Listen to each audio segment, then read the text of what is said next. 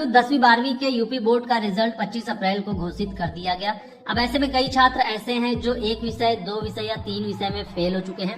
अब उनके मन में ये सवाल है कि सर अब हम क्या करें, कैसे पास हो, मेरे पास क्या क्या ऑप्शन ऐसे हैं जिनके माध्यम से मैं अपने नंबर बढ़वा सकता हूँ या इम्प्रूवमेंट दे सकता हूँ या कंपार्टमेंट दे सकता हूँ, मैं क्या कर सकता हूँ एक विषय, दो विषय, तीन विषय में फेल होने के बाद। तो इस वीडियो में आपके सारे सवालों के जवाब मिल जाएंगे, तो वीडियो को बहुत ही ध्यान से आप लोग अंत तक जरूर देखिएगा। जैसा कि आपको स्क्रीन पे दिख रहा होगा साथियों कि 20 मई तक स्क्रूटनी के लिए आवेदन कर सकते हैं। अब स्क्रूटनी क्या है मैं आपको सरल शब्दों में बता दूं।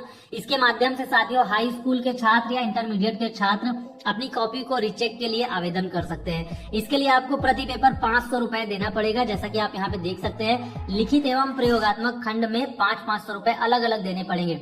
अगर आप प्रैक्टिकल में भी कर रहे हैं आवेदन स्क्रूटनी के लिए और एग्जाम में भी जो लिखित एग्जाम हुआ तो उसके लिए भी आवेदन करें तो आपको 1000 रुपए देना पड़ेगा और पर पेपर 500 रुपए, चाहे आप लिखित में करिए चाहे आप प्रयोगात्मक में करिए। अब छात्रों के मन में सवाल यही होगा कि स्क्रूटनी में क्या होता है। तो स्क्रूटनी में साथियों विषय विशेषज्ञ आपकी कॉपी का पुनः मूल्यांकन करते हैं। अगर आप अपने नंबर से असंतुष्ट हैं तो इसके लिए आवेदन कर सकते हैं। आपको बता दूं, अगर आप इंटरमीडिएट में है यानी 12वीं में है और किसी एक विषय में फेल हैं तो आप ना तो कंपार्टमेंट दे सकते हैं ना ही इम्प्रूवमेंट दे सकते हैं, सिर्फ आप स्क्रूटनी कर सकते हैं। अगर आपको लगता है कि आपको गलती से फेल कर दिया गया है, आप पास हो सकते थे, तो आपके लिए सिर्फ स्क्रूटनी ही एक ऐसा माध्यम है जिसको आप आवेदन कर सकते हैं। अब बात करें साथियों स्क्रूटनी के लिए आवेदन कैसे करें, तो अभी लिंक एक्टिवेट नहीं हुआ है। जैसे ही लिंक एक्टिवेट होगा मैं आपको कंप्लीट प्रोसेस बताऊंगा, कैसे आप लोगों को आवेदन करना है, कहां से पैसा जमा होगा, चालान कहां से बनेगा, सब कुछ बताऊंगा। टेंशन बिल्कुल नहीं लेना है आपको, बस चैनल को सब्सक्राइब जरूर कर लीजिएगा आप लोग, क्योंकि सारी अपडेट आपको यहीं पे मिल जाएगी। अब आइए बात करते हैं साथियों आप लोगों के लिए जो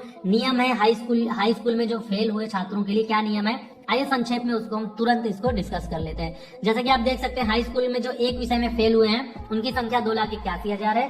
और यहाँ पे जैसा कि उनके लिए नियम क्या है आप लोग इसको ध्यान से देखिएगा, मैं यहाँ से पढ़ रहा हूँ। जैसा कि साथियों आप यहाँ पे देख सकते हैं यूपी बोर्ड की हाई स्कूल परीक्षा के लिए पंजीकृत जो छात्र थे सबसे 2,81,473 छात्र यानी 12.27% छात्र ऐसे हैं जो एक विषय में फेल हो गए। अब यूपी बोर्ड का नियम क्या कहता है इसको आप बहुत ध्यान से देखिएगा। अगर आप एक दो विषय में फेल है तो इसको आप देखिएगा।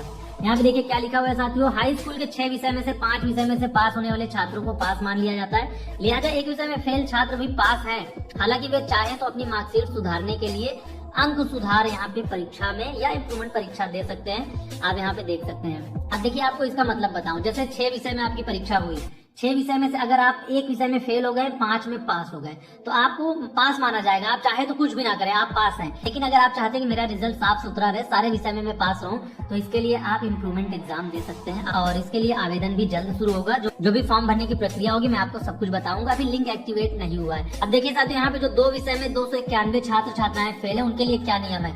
इनके लिए साथियों नियम ये है कि कम से कम आप लोगों को एक विषय में पास होना होगा। यहाँ पे देखिए जैसे आप 2 विषय में फेल हैं, आप किसी एक विषय में कंपार्टमेंट या इम्प्रूवमेंट एग्जाम दे सकते हैं। आप चाहे तो दोनों में भी कंपार्टमेंट या इम्प्रूवमेंट एग्जाम देके पास हो सकते हैं। अब यहाँ पे बात करते हैं साथियों जो 2 से अधिक विषय में फेल छात्र उनके लिए क्या नियम है। अब यहाँ पे देखिए 2,26,300 छात्र छात्राएं ऐसे हैं जो 3 विषय में फेल है। इनके लिए देखिए नियम क्या है, इनके लिए क्रेडिट सिस्टम का नियम है। जैसा कि मैंने ये नियम पहले भी डिस्कस किया है, तो इनके लिए क्रेडिट सिस्टम के लिए बोर्ड इनको एलिजिबल मानता है। यानी ऐसे छात्र जिस भी विषय में पास हैं उसके अलावा जिस विषय में तीनों में फेल है यानी उसके लिए 3 साल तक, अगले 3 वर्षों तक एक एक विषय का पेपर देके वो पास हो सकते हैं। 5 विषय में पास होने के बाद आप लोगों को मार्कशीट दे दी जाएगी। तो साथियों आप लोगों को अब काफी चीजें स्पष्ट हो गई होगी कि इम्प्रूवमेंट, कंपार्टमेंट और स्क्रूटनी कौन कर सकता है। कंपार्टमेंट जैसा कि मैंने आपको बताया, कंपार्टमेंट एग्जाम और इम्प्रूवमेंट एग्जाम हाई स्कूल के छात्र दे सकते हैं। 12th वाले छात्र सिर्फ स्क्रूटनी कर सकते हैं। अगर वो एक विषय 2 विषय में फेल है, उनको लगता है कि उनके गलती से फेल किया गया तो वो स्क्रूटनी कर सकते हैं। हाई स्कूल वाले भी छात्र स्क्रूटनी कर सकते हैं, स्क्रूटनी दोनों छात्र कर सकते हैं। कंपार्टमेंट और इम्प्रूवमेंट एग्जाम सिर्फ हाई स्कूल के छात्र दे सकते हैं। अब देखिए एक इंपॉर्टेंट अपडेट आप लोगों को और बता दूं, 30 अप्रैल तक जो कि बोर्ड कार्यालय, जो क्षेत्रीय कार्यालय है वो सभी बंद रहेंगे। आप लोगों के परिणाम घोषित होने के बाद जो 30 अप्रैल तक बोर्ड के मुख्यालय समेत प्रयागराज, मेरठ, वाराणसी, बरेली और गोरखपुर क्षेत्रीय कार्यालय बंद रहेंगे। दरअसल शनिवार और रविवार को अवकाश है, जबकि उसके बाद सोमवार से बुधवार तक 3 दिन तक छुट्टी रहेगी। 1 मई से सभी क्षेत्रीय कार्यालय में ग्रीवांश सेल का काम शुरू होगा।